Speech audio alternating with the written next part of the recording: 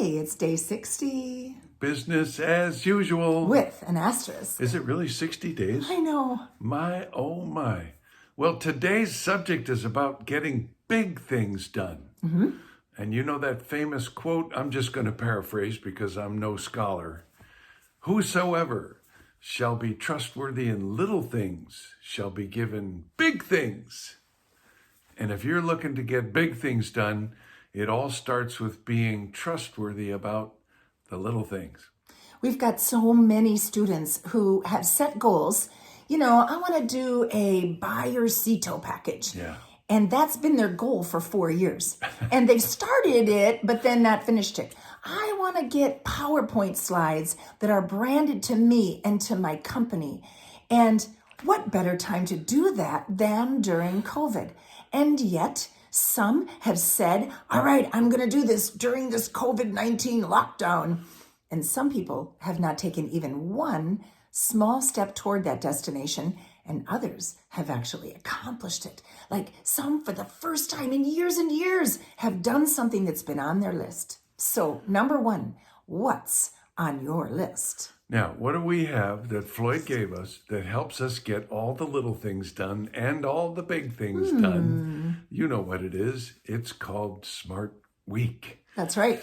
As opposed to Dumb Week. Which is not a good idea. We don't recommend Dumb Week. So just as a review, we know you already know this. Or, well, maybe you've forgotten it. Well, and you might know it, but not do it in the right order. That's because right. the order is the key, is That part of really the key. is the key, yeah. Mm-hmm. So what do we do first? Well, we take a look at our week at a glance. That's in advance. So you'd have a week at a glance. Not after the fact. That's a diary. That's not a planner. Okay. And Hold on. Once a week. Yeah. So I always tell my students, do Fridays. Do it during your R-squared coaching call because you're sitting there for an hour anyway paying attention. Do it before we start. Do it, It's a great tip. Once a week. Same time, Same day. same place every week. Yeah. That'll get you into a great habit. And so we look at the week at a glance and think to ourselves, all right, what do I already have scheduled? Right, because we are people that live by core values. And what's one of our core values? To always do what we say we will do. Sometimes more. Just never less. That's right. So anything that you already committed to doing, that goes in your planner first. The rest of the world is going to shape around it. And Floyd calls them appointments. Now, you might not call them appointments. You might call them get-togethers. Hey, one of your appointments might be to do something with the kids that they have scheduled. Treat that like an appointment and you'll never miss it. Mm-hmm. And of course, there's a start time and an end time to those appointments. Right. And what's the purpose of starting with that? Well, it's to see if everything you've already committed to will fit into the week neatly. And if it doesn't, you have to move some things around. That's why we start with that. Now, what's the second thing that we block out? No doubt, it's time off. Yeah. Time when you are not working. This was the greatest gift Floyd Wickman ever gave to me. Well, not really, because he taught me how to be prosperous. But honest to goodness, if you were prosperous and you never had time off, how long would you remain prosperous and happy and balanced and peaceful? You need to quarantine yourself with your family, with the things that make you happy. Have time off. I remember a student who just recently has the ability to get back out on the tennis courts. She was so unhappy without the social part and without the exercise part, and having that rhythm to her life of health and social friendships.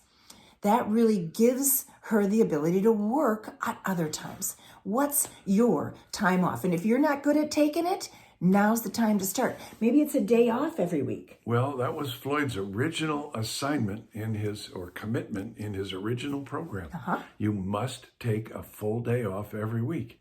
I think it's a great formula. Work 6 days, take 1 day off. Where did we get that? Oh, I know, Genesis. It wasn't just Floyd's idea. That's right. That's right. But if it's 2 half days, what if you took Sunday morning and Saturday afternoon and your family knew they could count on you to be present during those times? What if you knew you could count on yourself not to work during those times? You deserve it. Commit now. And then you take a look at what's left over and you fit in your prospecting sessions. a minimum 2 5-90-10 sessions a week. We've got folks doing 4 and 5 of them a week now and really prospering. But at minimum, 2 5-90-10 prospecting sessions, generating leads, connecting with your book, talking to people. And if you've been on listening to other messages, then you know what a 5-90-10 is. So we won't take time to review that here, but it means you have a partner. It's not just 90 minutes all by yourself.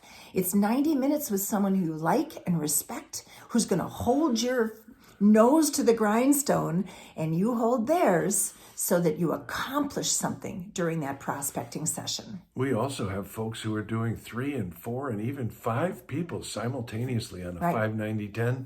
There's strength in numbers. That's right. And some that are doing it in the evening. Yeah. Some that are doing it consistently every Wednesday.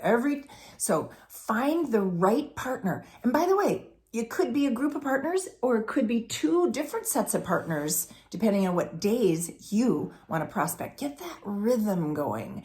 And in my opinion, we have just accomplished the 3 most powerful parts of Smart Week. But there are 2 other ancillary pieces. By the way, if you're thinking, how do I find a 5-90-10 partner? Try Facebook, Floyd Wickman Team or R Squared Coaching. Both have Facebook pages, plenty of people there looking for 5-90-10 partners. Okay, number 4 is callback time. Schedule callback time every day, except the day you're not working. Right. So when your appointment is over, you're not instantly at another spot with another mindset. So give yourself a little time between to handle the incoming calls that you missed, to make a couple of callbacks, to get your work done between your appointments. Yeah. And the reason is because they want to know when they're going to hear from you. Because for most of them, the question is, gee, am I ever going to hear from that person again? So if you can let them know when they'll hear from you, they'll wait for you. Right. Trust me. It's good. And then what's the 5th ingredient of a smart week in terms of blocking out? Well, you know what it is.